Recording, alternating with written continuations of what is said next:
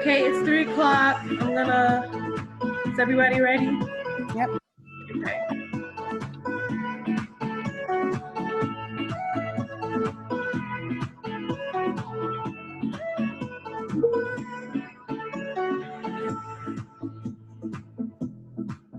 Welcome, everyone.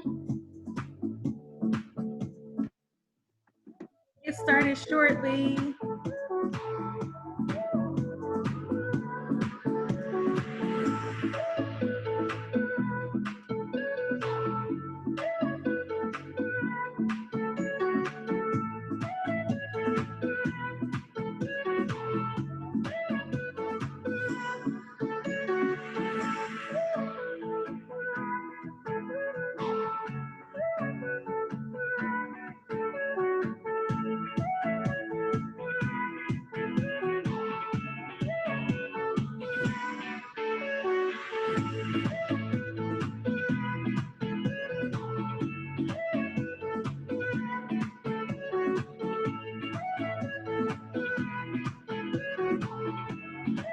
Welcome, everyone. We're so happy to have you back today. We're already at session 3.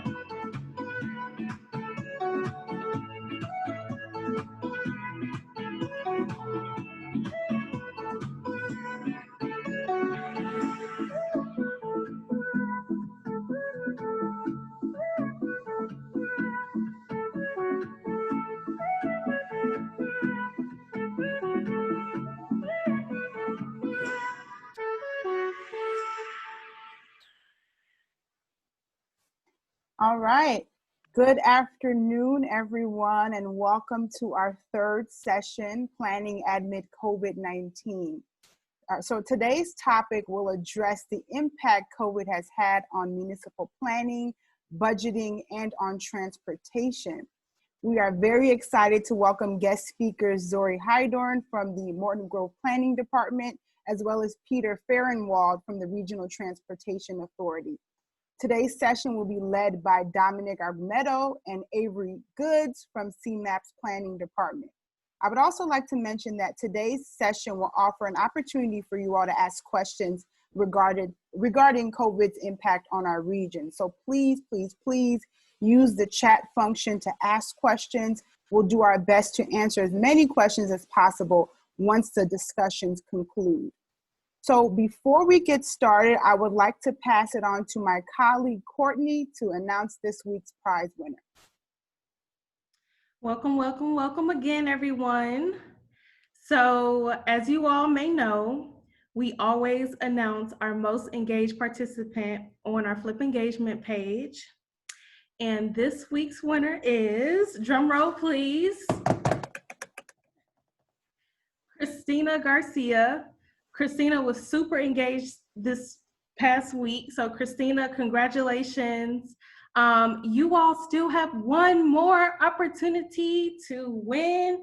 So be sure to head over to week 4 and complete the assignments on there.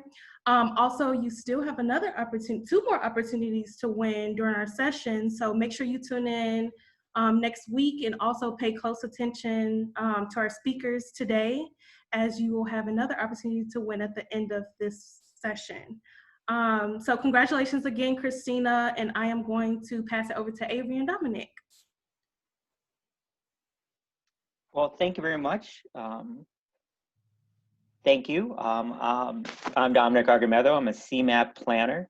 I've been here for about a year. Before we go into the session, I want to also acknowledge your time here. I want to thank you for taking part in FLIP.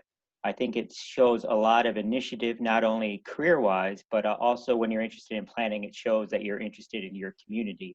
And I want to say thank you for taking the time.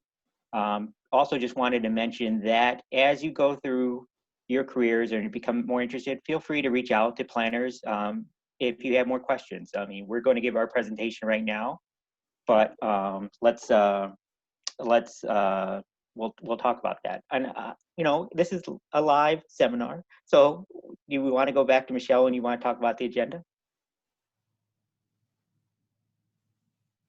Sure. So I'll just quickly, briefly go over today's agenda. We'll first start off with a conversation on COVID's impact on local planning. That conversation will be led by Dominic and Zoe.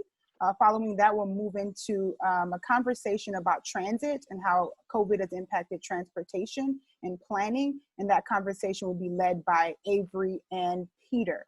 Following that, we'll have a discussion about predicting the future realities of urban planning's impact on COVID's impact on urban planning. And then finally end off with question and answer and instructions for the interactive activity, which will be on the Flip engagement page. So I'll pass it on to Dominic to lead our discussion with Zoe. Thank you. Thanks, Michelle, and I apologize for jumping in right there. Just excited to have our discussion. Again, Dominic Argamedo with CMAP, and before I was here at CMAP, I was working in Morton Grove, and I think before we talk about the impacts of COVID on current planning, it's good to just have a brief overview of what is day-to-day planning. What does that entail when you're working for a community, you're working for a community? And Zoe and I can kind of just speak to that for a little bit. Again, I was the planner. I was a zoning administrator, land use administrator for Morton Grove before coming to CMAP. And Zoe now is the land use planner for Morton Grove. And what does that entail? Well, that entails a lot of review of development projects. For example, if you want to build a garage or an addition onto your home, you want to make sure that you come in, you apply for the building permit, and we make sure that it's located properly. It doesn't impact the neighbors in a detrimental way. If you want to build a patio, you want to make sure that the drainage runoff is not impacting the neighbors. Same thing with fence. Same thing if you're coming in and wanting to build 35 townhomes or an apartment building or mixed use development. Those are the types of things that planners look about in their day-to-day field. Zoe, would you say that's kind of accurate in terms of the types of processes that you look at, the types of projects you work at for a inner ring suburb here in the Chicago area? Yes, as a department of 2 and now 1, we kind of handle the entire range of projects. So everything from a driveway, a shed, and answering questions, sitting down with a resident and helping them fill out a building permit application, to getting a developer in with a 250 unit multifamily development, and asking the big questions: is this good for the community? Does it fit in with the long range plan? The range of project size is huge, and it also goes from the technical aspects of code enforcement and very detail oriented, to asking the bigger questions of what does Morton Grove want to be in the future? Do our plans, do our policies align with that vision, and how do we adjust those moving forward? So it's a lot of technical stuff and a lot of kind of big picture thinking. Yes, and exactly. And building off that, Zoe's been a village planner for Morton Grove. She's been a village planner for Franklin Park. Is that correct? A couple consulting firms, and you graduated from the University of Chicago. Is that correct? University of Illinois at Chicago. University of Illinois at Chicago. Correct. And so I think having that local basis has been beneficial in terms of you working with the community. Would you say that's kind of the benefit of being a town planner, is like you get to work specifically with that resident, you get to work with that person exactly in that community? It's what I like about planning in the public sector.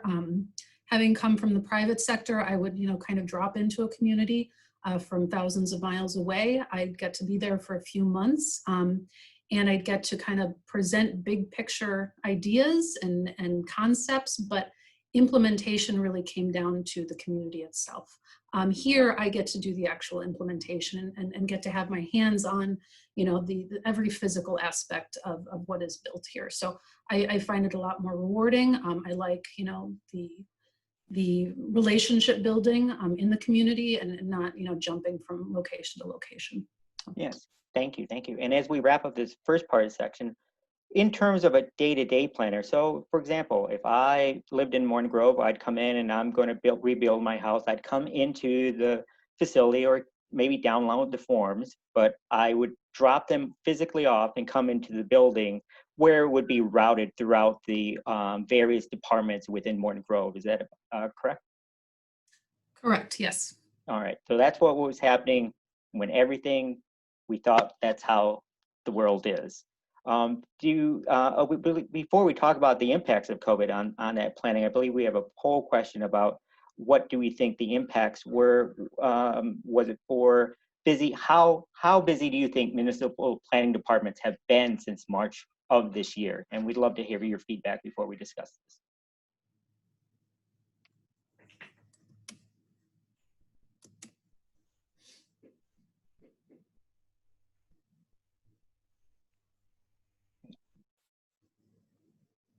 And I can't see the poll result. Is that correct? Is that how it should be, Michelle? Yes, closing the poll, and you should be able to see the results now. Currently, 29% of attendees believe that municipal planning departments have been less busy than usual. About 13% of participants think that municipal planning departments have been about the same as before, and then 58% says busier than usual. All right. Zoe, being on the front lines, having seen that in a community which, you know, Morton Grove is a community we would say of means, how would you feel, how has the planning department been during this stay-at-home order and everything? I would say you win. It's been busier. Okay. Why has it been busier? What factors do you think has led to that? So we came from a system that was paper-based, right? It's a system that was probably in place in 1950, where somebody drops off a permit, it's routed, you know, physically routed from department to department, and returned to the building department with comments or an approval issued back to the contractor or property owner.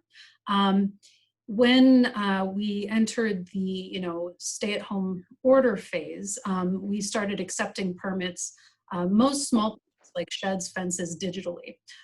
We did not have a system in place to accept digital submissions. So, you know, contractors and residents were emailing permit applications to random staff members, you know, without any kind of subject line, any body in the email. It was very confusing. They were very frequently incomplete because no clerk was kind of reviewing the application prior to submittal. So just kind of getting the permits in and completed took more time, more, you know, reaching out to residents. And the same in, you know, kind of collecting comments and getting those back to the building department because everything was handled digitally. You think by email would be easier, it's actually a bit more complicated. Secondly, residents, I think, have had a lot more time. And I think, you know, in the bigger picture, in the pandemic, people feel a bit out of control, or that they feel things are out of control. So I think residents have become a lot more invested in these smaller home improvement projects they've been putting off for years. Now they have a few more hours in the day to kind of focus on them. So usually you would only deal with the contractor. Now we're getting, you know, multiple calls from residents, the contractor, other family members who want to be involved in this, you know, shed permit. It's great that residents want to be involved in this process, but it adds a lot of time to what's needed. And on top of that, you know, the larger development projects have really not slowed down in Morton Grove. And I'm not sure that we can say that about all communities, but we've been lucky that we've not been impacted yet. And am I correct? I was, again, having worked there and talked to friends that remained there, and not having a complete digital aspect.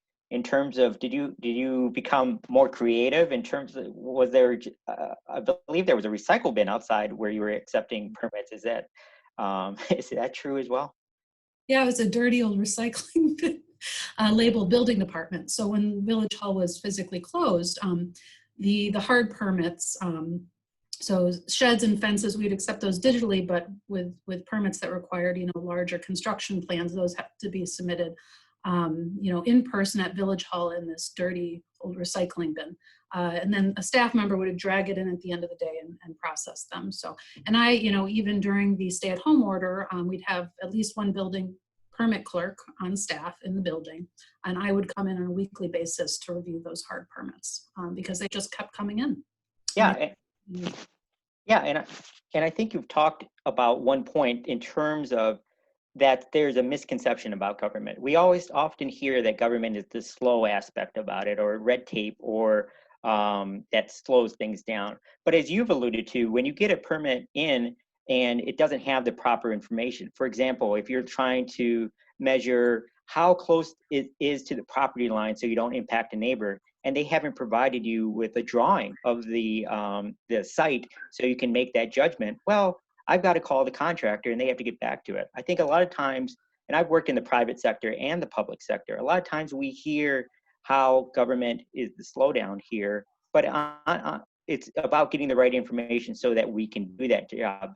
And I think it's working in this pandemic where you can't have that face-to-face discussion. That's been even harder in this area. Is that correct?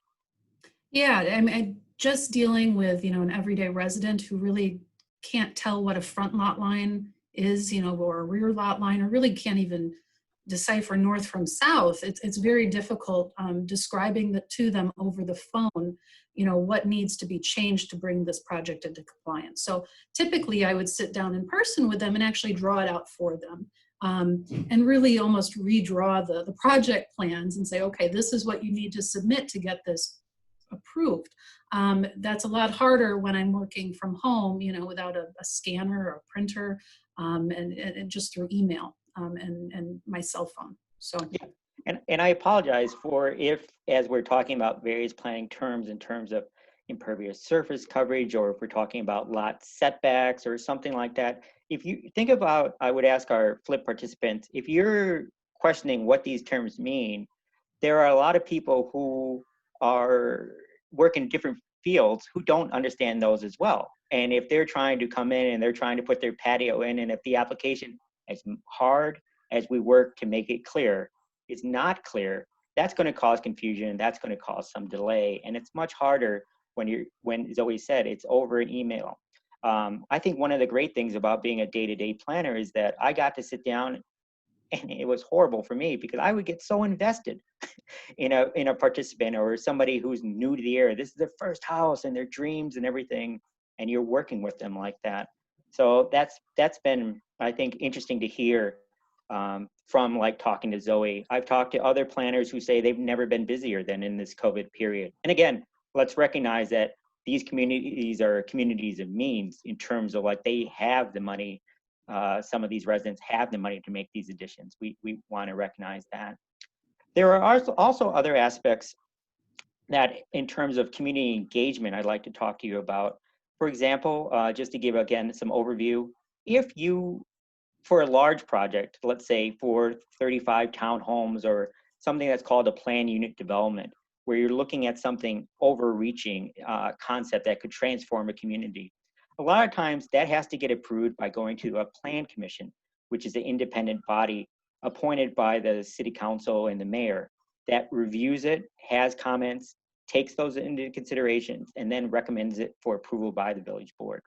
Those are something that's mandated by the state. That's something that where you traditionally meet in person and the village, and you notify the village and their community to come out, and the community can say, I'm concerned about the traffic, or I'm concerned about the jobs that are going to be provided, or the height, or how this is designed. And that's a lot of engagement and the great feedback. Now, when you're dealing in a situation when you have COVID and you don't want to have gatherings of more than 10 people, or you want to have social distancing and you have a small village boardroom, for those types of public hearings, Zoe, how have you been able to deal with that throughout this lockdown process? Sure. So we ended up canceling our March and April meetings because the applicants weren't in a huge hurry. But by May, we kind of realized we need to start, holding these, or projects are going to start piling up. So our first meeting during COVID was in May, and we held that by Zoom. And it actually worked pretty well. It was there was a learning curve with some of the commissioners. Some were a bit older, hadn't really used it with their family members or friends. So, I kind of had to help a few of them, but all in all, it was pretty smooth. We would allow, members of the public to attend, but I would mute them until, times of public comment. And I was the only staff member in the actual council chambers, even though technically we had to allow people into the village hall if they wanted to make public comment. But thankfully nobody showed up in May. In June, things changed a bit. We had a couple of commissioners attend in person, a lot of members from the public attend in person, and then most of our commissioners attended by Zoom, so it was a mix. And that was a real mess. Our council chambers is not set up to, that there was issues of feedback with the audio system and having Zoom. So essentially I'm holding a Zoom meeting through my laptop. That's the only audio that we have. So it's very hard to hear. So I ended up carrying the laptop around from, resident to take their public comment so that the commissioners could hear. It was a disaster. We got through it. It was a big project. It ended up being approved or recommended for approval, but it was not ideal. We just held our last July meeting mostly in person. So I went around and marked all the chairs that could be sat in, set things up. So everybody was distanced, and I think that was a lot smoother. So I think going either all digital or in person is preferable to a mix. Just knowing you, I knew you were going to, maybe it was disaster technical, but I knew you were going to get through it. I knew you were going to make it happen. So no doubt for me on that aspect. And so that's some great, interesting feedback right there. And before we talk about how this may impact future day-to-day planning, we're going to have one last poll question before we go to talking about the future impacts on day-to-day planning. And we're talking about how the lockdown has worked on some lockdown and the impacts it will have. And so the poll question is, local city and village budgets are taking a huge hit because of COVID-19. The biggest impact on those budgets is due to, and please feel free to submit your answer.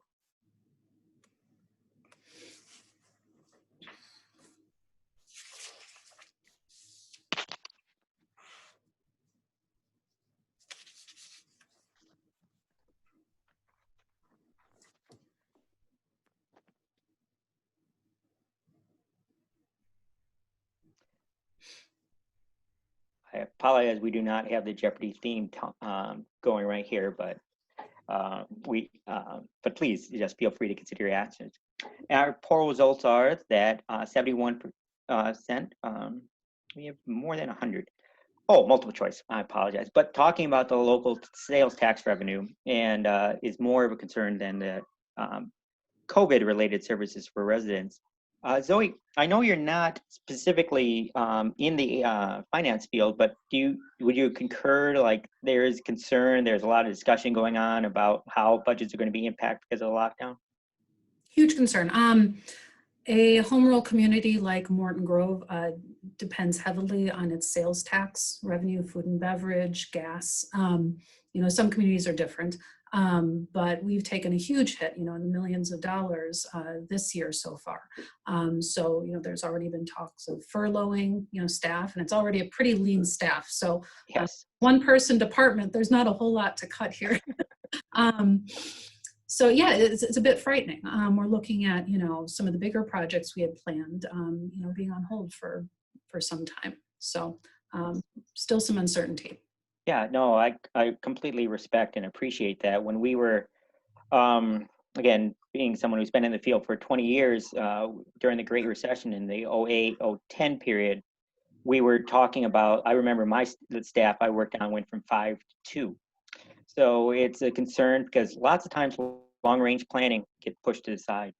Zoe, I want to thank you for your time here. And as we wrap up, I'd like to just, say, do you have any other thoughts in terms of what you maybe learned during the COVID period, the lockdown, not the lockdown portion of it, in terms of how it could help planning? We talked about the maybe the technological aspects about it or the public hearing aspect about it as we wrap up and move to our second section. And Yeah, two things. I think we need to invest in digital permitting systems. It saves staff time, it saves resident time, it environmentally, it saves gas trips and paper. I think it's a benefit for everybody. It's just about making that jump. Secondly, I think we need to invest in really facilitating remote participation moving forward in the public hearing process. I think through this, we've realized just how much residents want to be engaged and active participants in the process because they've had a bit more time and have that opportunity. And it makes you realize, there are a lot of people who probably can't attend these meetings due to having a disability, maybe having to care for children, traveling for work, many reasons. They should be extended that same opportunity to provide public comment or at a minimum, experience the public process. So if as a government we're, committed to transparency and accessibility, I think investing in those systems as technology would allow should be a priority. So, all right, thanks so much, Zoe, and thanks for being around at the end for any questions our FLIP participants may have. So, thank you very much. I'll turn it back over. Thank you all. Great. So I'm first of all going to say thank you so much, Dominic and Zoe, for informing us what's going on the ground in Morton Grove. I am super excited to introduce our second guest speaker, Peter Fehrenwald from RTA. Peter is a manager of strategic and corridor planning at the Regional Transportation Authority. Peter has a master's in civil engineering from U of I and 38 years of experience in transportation planning in the region, first at CTA and now at RTA. Currently at RTA, Peter is leading the strategic planning team on work including the last mile mobility pilots, as well as their forthcoming mobility as a service effort. So Peter, thank you so much for joining us today. Great to be here. Thanks for the invite. Yeah, of course. And before we get started, I just want to make sure everyone has the same background on what RTA actually is. So the Regional Transportation Authority is a financial and oversight body for the 3 transit agencies in the region. So those are going to be the CTA, Metra, and PACE, which they call the service boards. Right. Maybe just to take a second, even go back further in history, it might be interesting and useful. Because actually up until the 1950s, 60s, and 70s, transit was run by for-profit companies. And with the public policies going towards building infrastructure for autos and making it easy as possible to use your auto, that became an untenable situation, and those companies began going bankrupt and were taken over by the public as public agencies. So CTA, it happened for the CTA in 1947, and RTA was formed in about 1980 to kind of pick up the pieces of the commuter rail and suburban bus operations and do a regional kind of over combination of all the transit. So those 3 independent service boards were formed. CTA stayed as it was, and then Metro took on all the commuter rail operations in the region, and PACE picked up this. There were several different suburban bus operations, and they combined those into one agency. And as part of that, public funding was established through a local regional sales tax, and we currently are by law required to have 50% of our revenue from the sales tax and 50% by fare box from the fare revenues. Yeah, thank you so much for that. I did not know some of that, so that was very informative. I would like to take a little minute to highlight RTA has recently put out their transit dashboard, transit during COVID dashboard, that I have found very useful, putting into perspective how transit has been impacted by COVID. So this is just a screenshot from that dashboard, but there's a lot more information on the dashboard itself. So I would definitely recommend participants checking that out after this session. So Peter, I would love to talk to you about what's kind of happening right now during the pandemic. So if you could just give us a bit of an overview of how the services have been impacted and how that's maybe been different across the different service boards. Sure. Yeah, well, this dashboard actually shows it pretty clearly. We actually were off to a pretty good start for the year in January. This is comparison of ridership from each of the agencies to the previous year, to the previous January. So we were up 10 to 20% in ridership when the stay-at-home order was issued in March. It rapidly plummeted down. You see, Metro took the hardest hit, down to almost 95% or more of this ridership was gone. CTA Rail also was hit harder than the bus system. You see, Pace and CTA Bus went down to initially like about 75% of the previous year's ridership, and we've been slowly inching our way up, and they're about 50% now. Pace is still Metro is still way down to about 90%. So. But we're still are providing about 300,000 trips a day or something of that order. So it's still a significant operation, and there are a lot of people are relying on it, and we're currently operating probably more trips than a lot of cities used to entirely. So. Gotcha. Yeah, it's really interesting to me looking at this graph. The bus systems have certainly dropped in ridership, but not nearly as much compared to the CTA Rail and Metra. Is there a reason for that? Yeah, it's actually a national trend, international trend too. That the rail systems, which are typically oriented more around the central area business district, in our case, the Loop.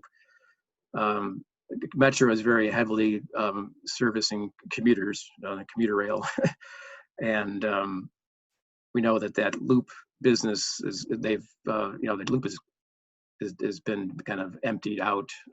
Many of those jobs are fortunate enough, like we are, to be able to work from home, and then people are doing that in huge numbers.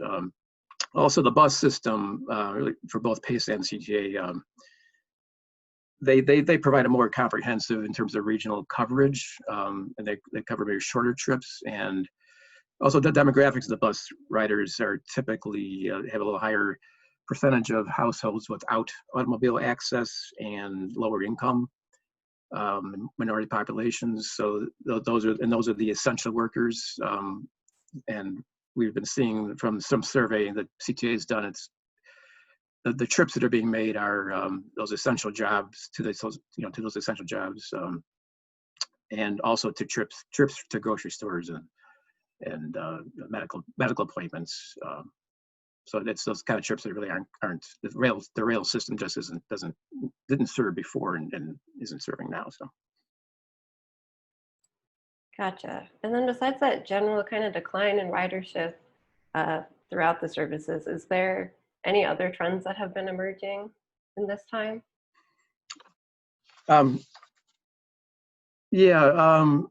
Well, as I noticed, the Chicago, this graph is the same. You look at other cities, Milan and London and New York and San Francisco and Des Moines and Minneapolis. It's remarkably similar, where it's been this rapid decline and a slow growth back.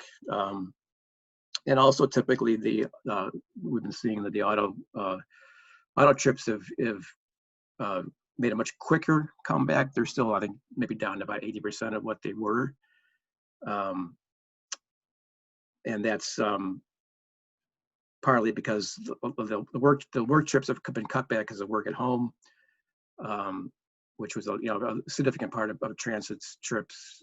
People aren't making those trips to recreation, to visit friends that they use transit for. They're making, I think, the automobiles trips that seem to be maybe not as come back as strongly in the peak hours, but in the off-peak hours, people seem to be filling in their time with running to the store and doing errands, and so that's been a trend. And I think the work from home is probably going to be a significant kind of almost not as heavy as we are now, but probably a permanent change in the way people do business. Yeah, and for those of us who are, well, not me, I guess, because I'm working from home, but for people who can't work from home during this time, what steps have the different service boards taken to make sure that people are comfortable and safe taking transit right now? That's been a big deal. RTA doesn't do that directly with the service board or CTA mentioned pace. That's kind of their business. We don't get into that, but they've been increasing their protocols for cleaning and disinfecting and requiring mask wearing. And then trying to communicate that they have increased those levels of cleanliness. CTA and Metro also have put out some kind of dashboard sort of type information to talk about crowding, because it's right now in the case of service, it's like CTA is generally running the same amount of service that they were, but with that less number of riders, that provides more space on the vehicles, which is partly why they were doing that. Because before, where a bus maybe could fit 50 or 60, 70 people, now it's down to it's full social distancing. Maybe it's down to 20 or 30 people. So they're communicating that issue and they've blocked off some seats to kind of enforce that social distancing for now. But mostly a lot of it's trying to create a communication to make people feel safe. That's kind of the biggest concern that people have, obviously. And it's interesting that there's been a fair amount of research, and also internationally, and even in Asia, where that there are some countries that were hit by COVID earlier than the United States and have recovered, a little further along, and ridership has returned, and particularly in Asia, where the transit is particularly crowded. The research seems to show that transit isn't really a place to broadcast infection. I think part of the thought is that people are, particularly where you're requiring masks. So if all the riders are having masks, people when they're taking transit, they aren't, they're already having loud conversations. They're not talking at all. The doors are opening frequently. There's a lot of air exchange. So it does seem to be that the research is showing that it's not a particularly place to pick it up. But obviously it's a concern that has to be communicated, and that is going to be an issue to get that message across and get people to believe it. Definitely. In the first section, we heard a bit from Zoe about how Morton Grove's budget has been impacted by COVID. Could you speak a little about how RTA's budget has been impacted? Yeah, big time. We've lost the total regional transit budget annually is about $3 billion, and we're projecting at least $1 billion in a hit from this. That's because as I said, we have 50% from sales tax and 50% from ridership. Obviously, the ridership has plummeted dramatically. Those are revenues. Sales tax has been hit as well. It doesn't appear maybe as much as we had feared at first, but we still, I'd say it's taking a huge hit. And the only way that we've been able to survive that is through the CARES Act, the relief funding from the federal government that brought to the region almost, I think it was $1.4 billion for transit for the RTA region. So that's going to allow us to finish out the year without any kind of crises and take us a little bit into 2021. New York hasn't been as fortunate. They're having some real issues about having to do some serious. They have some serious budget shortfalls they have to deal with right now. So. Gotcha. So it's my understanding that CARES Act funding was just a one-time deal for now. Yeah, that's why we're very interested in the second round of that. Gotcha. And then thinking about more long-term impacts of COVID, what does RTA kind of anticipate? What potential changes does RTA anticipate for transit in the region? Well, it's really hard to tell, particularly. I think longer term, maybe we're expecting. There were trends in force before in the last couple of years, particularly as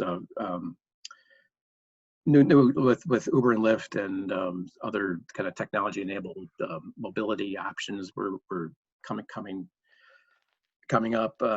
That transit was having a hard time retaining riders. We're kind of expecting that really to some of those trends to accelerate perhaps by COVID.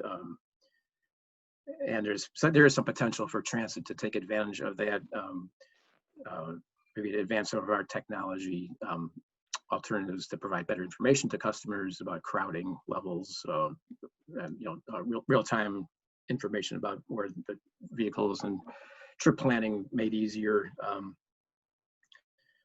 And that perhaps there's also potential for new kind of partnerships between public and private, something like Uber and Lyft and some of the other mobility providers that are emerging over the years, and also to incorporate some of the newer options. The scooters, I understand the city is going to re-energize its scooter pilot shortly, and that's had some potential to actually complement transit to provide, we call the first and last mile trips, where you take transit for the main longer parts of the trip, but either at the origin or destination end, where if it's maybe too far to walk, that you can have an option to take a divvy, pick up a divvy or a scooter, or better walking options. Probably for a lot of short trips, bicycles are going to be become even a larger mode that will take some of those shorter trips off transit, which is not necessarily a bad thing. So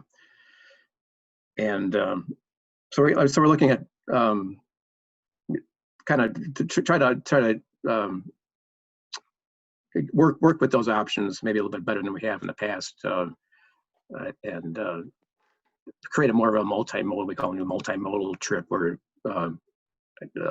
potentially to use a fare card like Ventra. The Ventra has maybe some future capabilities to pay for your whole trip, including right now they're looking at including being able to reserve a divvy and pay for the divvy along with your transfer fare. So it's a seamless sort of a transaction. You can get your whole trip plan, on one website without having to go to Uber's website and then the CTA's website and find out where the connections might happen, to have it all happen kind of seamlessly. That's what we call the mobility as a service, is what that concept has been branded as. And it's a very interesting concept that takes advantage of technology and recognizes that people have a lot of options, and not create systems where you force people to use transit, but to make it a better option.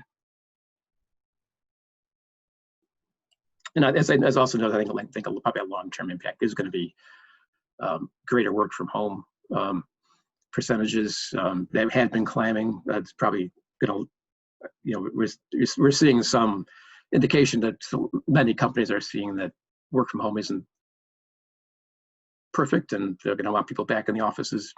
But I think it will be a bigger percentage, which again is not necessarily a bad thing. Those peak trips that require all the capacity of all the rail cars and track capacities for that 1 hour of peak riding is very expensive to provide. So if that kind of can level off, we actually could maybe spend some of those resources to provide better service in the off-peak hours. But I do think, the cities, I think the long term, they're strong, and it's the cities that survive problems over the centuries, like plagues, the bubonic plague, and 1918 pandemic, and world wars, and 9/11 and terrorist incidents, and people just keep coming back to the city as the social form that they want to be in. So I think long term the city is going to survive, and transit is a key piece to keeping the city to be livable. Yeah, thank you, Peter. I'm excited to see what comes from the different service boards moving forward. I think now we're going to launch a brief poll for our participants, and then we'll move into a Q&A where our participants can ask Peter and Zoe questions directly.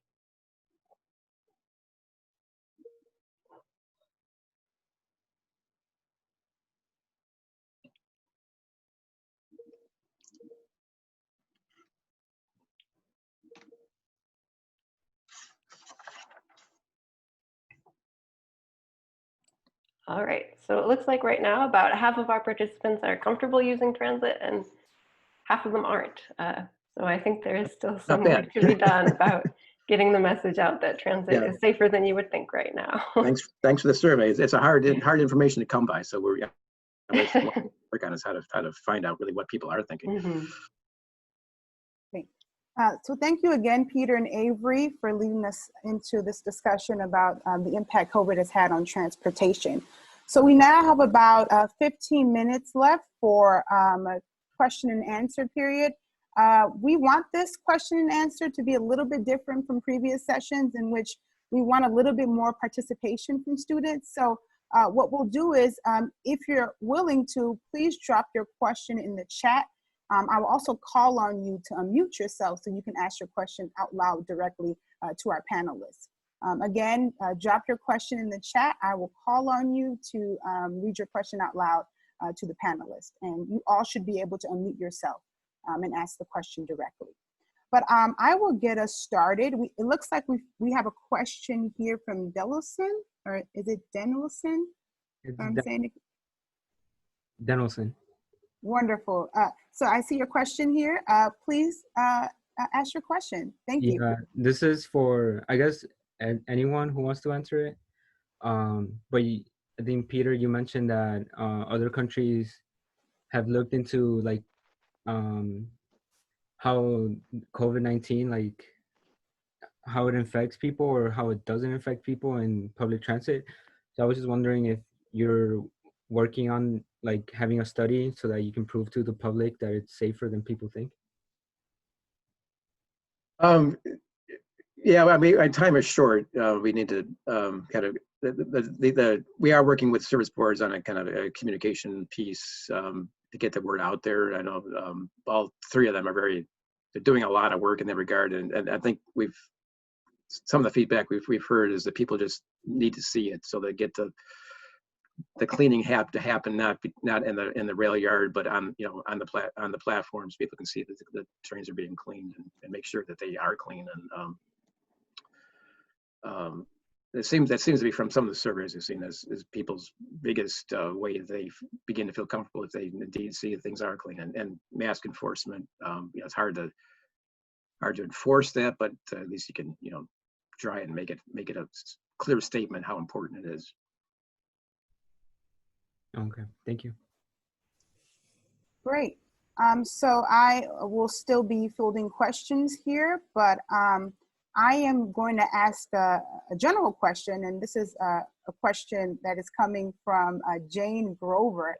And so the question is that the best planning work is grounded in public involvement, and the best plans are created with communities that are intended to serve.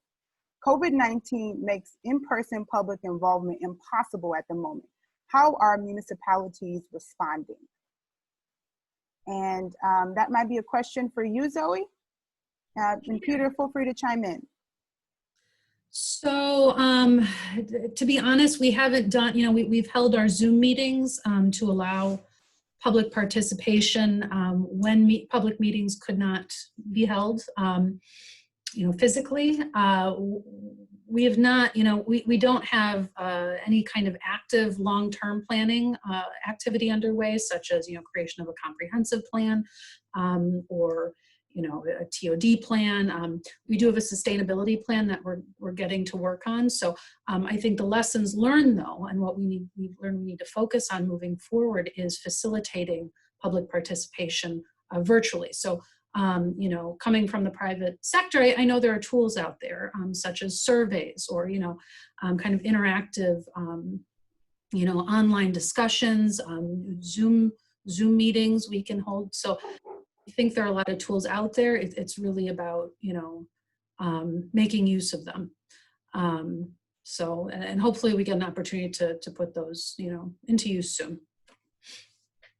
Yeah, I'd add, it's a real emerging issue, and actually maybe one of these things that this pandemic may accelerate for the long-term good, because getting real good community feedback is really hard. Public meetings, meeting in a gym or a park district field house doesn't really work very well either. so there's this, technology, maybe, as people become more familiar with technology or comfortable with it, and there's certainly some options. But I also think that as that ridership is starkly shown is kind of how important transit is to the essential workforce, and how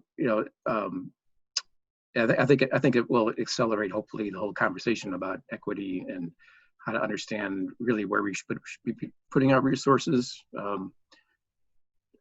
Part of the whole mobility as a service kind of concept is trying to understand mobility in terms of there's this concept of transit desert where and it's been probably exacerbated over decades as kind of the warehousing jobs move out to the far suburbs away from where the transit is provided, and it's harder to get people that are working in those positions out to those jobs. And there's an element in mobility if people aren't making trips because they can't, and then it's particularly true with seniors and disabled.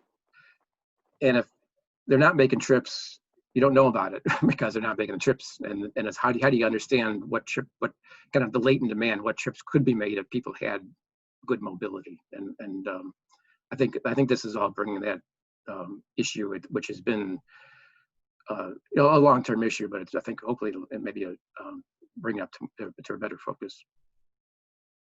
Thank you, Zoe. Thank you, Peter.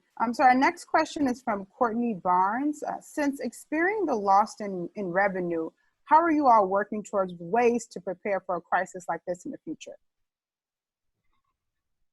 And this is for both you, Peter, and Zoe. I guess short term, part of RTA's role was in this last effort was we were heavily engaged in communicating the concern, the issues with the legislators, state and federal level, and we were, it wasn't just us, but the whole industry was successful in receiving that piece of the CARES funding to keep transit operating. And short term, we as we mentioned, we need more for 2021. Long term, it's tough. There's been talk about different ways to gain funding more directly from the users, auto users, congestion pricing. That again with highways too, it's to provide that peak level of service is very, very expensive, and when you have to provide 20 expressway lanes, and all the parking and all that stuff. So to get people to understand what their costs are, and other forms of more progressive ways to raise revenue. Sales tax is not a particularly great way to do it, but it's easy. I'd say diversification, as always, is key in planning for long-term, economic stability, and in land use, and in revenue streams. I think we need to ensure that moving forward, we have a good balance of, industrial, commercial, and residential land uses in our community.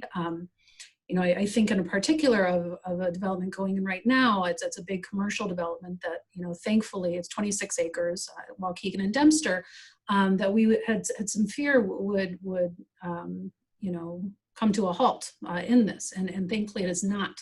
And that's because the stores that, have moved in or have leases have been, historically resilient through, market ups and downs. So, when residents were complaining about Dollar Tree, Ross, some of the lower, not the fancy stores, now they're saying, hey, these are the stores that people can shop at, in good times and in bad times. So we are more than happy to have those, especially today.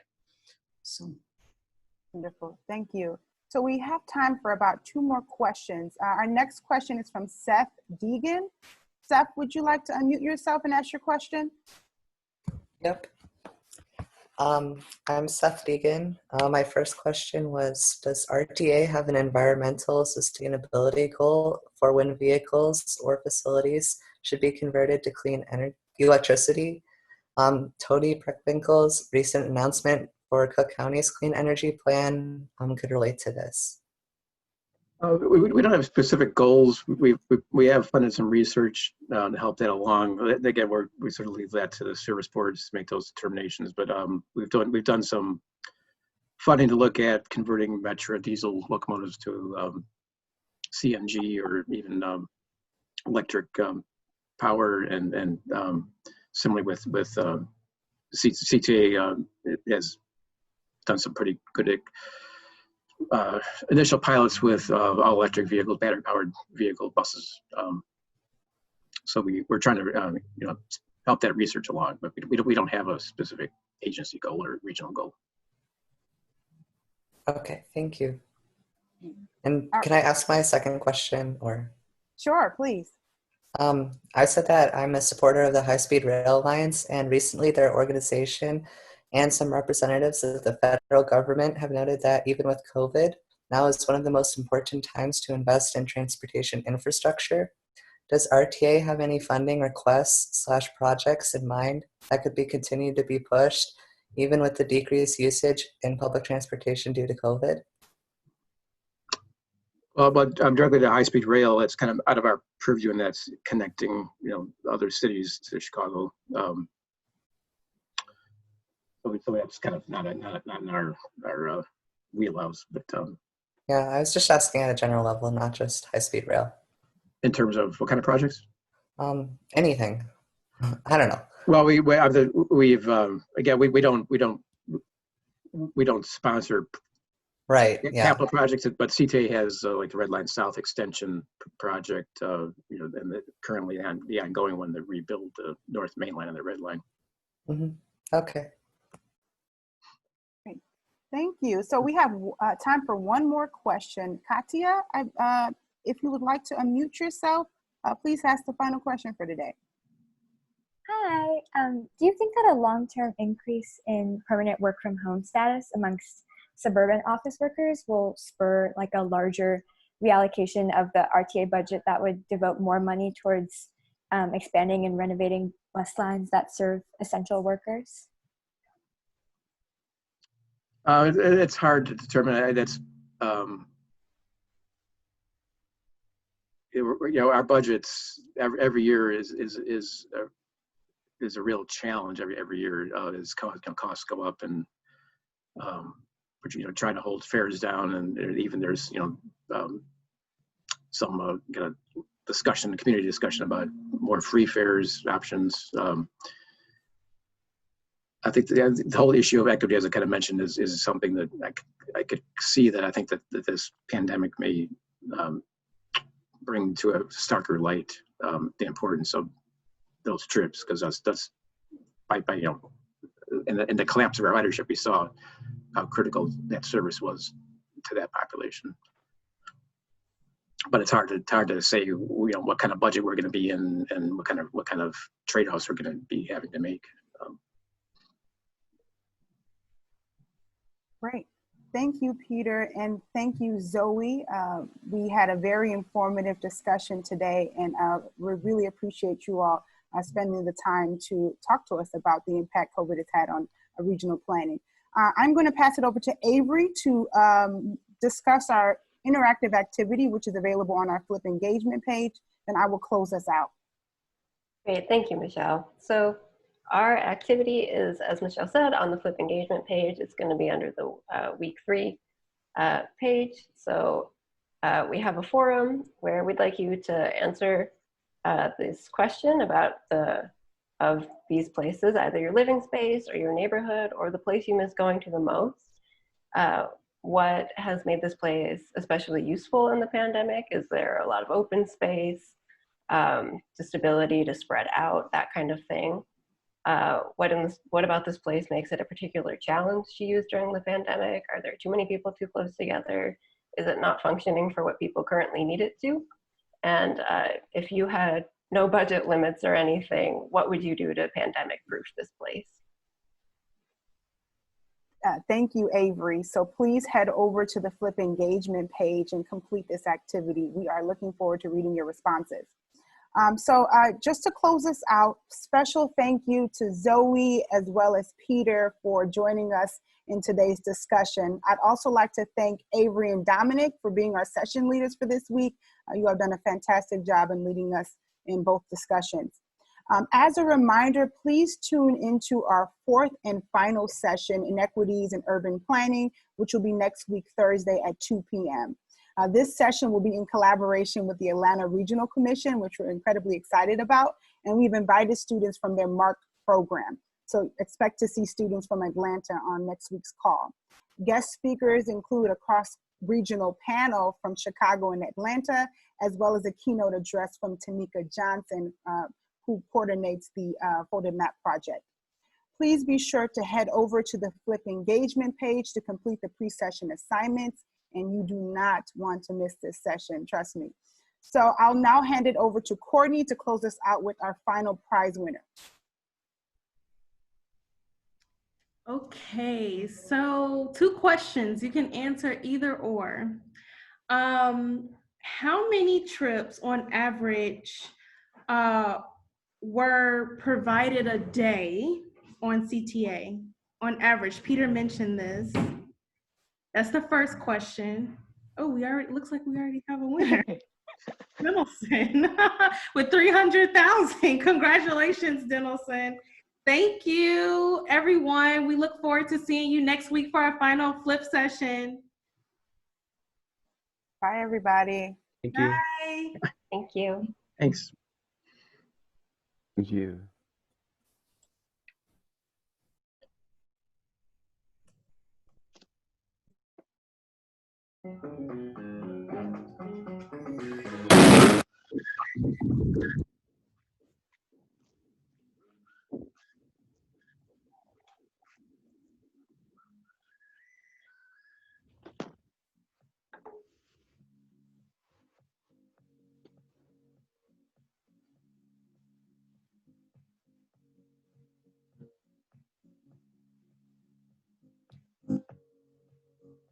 I was looking forward to the music.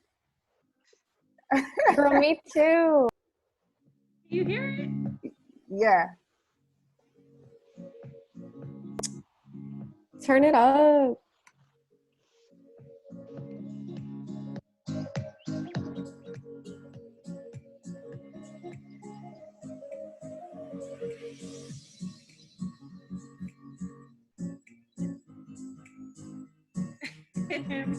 Emily, you are so funny.